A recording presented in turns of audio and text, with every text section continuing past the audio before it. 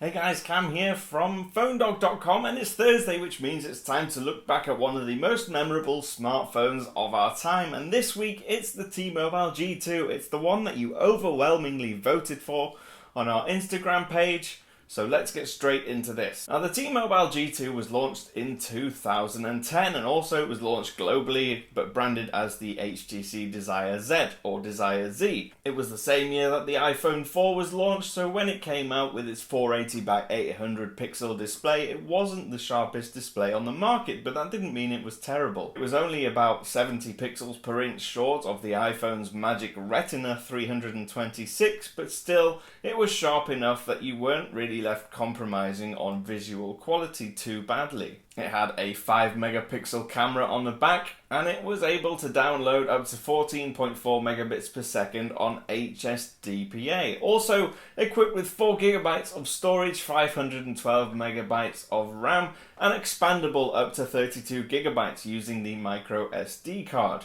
Actually came packaged with one in the box, which was rather nice. People don't tend to do that anymore. And to keep it running all day for you, there was a 1300 milliamp hour battery equipped in the back, which you could remove thanks to the removable backplate. But that's not really what we're here to talk about. We know why we love the T-Mobile G2, and it was mostly because of its physical keyboard, and also the mechanism it used to open up. Instead of being a usual horizontal slider, it had this kind of flip up and over action, thanks to the Z hinge or the Z hinge, which HTC called it at the time. It was a 4-row keyboard, which was fantastic. It was really easy to use because the keys were nicely spaced out. You could type on it quickly once you got used to it, but it also had some really nice bespoke buttons on the keyboard, things like the www button and the specific at button. But you could also have hot buttons or hotkeys, which you could program or set defaults for, so you could have 3 different defaults for the hotkeys, so you didn't actually have to touch your screen at all. And just in case you had it closed, it was equipped with a trackpad on the front as well, which you could swipe across with your thumb, and you could switch through your home screens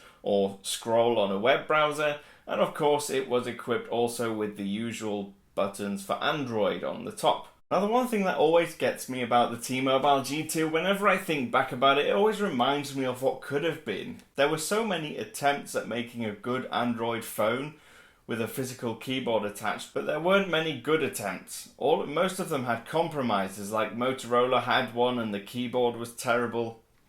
And there were actually quite a lot of terrible keyboard-equipped phones, but the T-Mobile G2 will always go down as one of the ones that came out with very few compromises, and in my mind it was definitely the best physical QWERTY equipped Android phone that we ever had.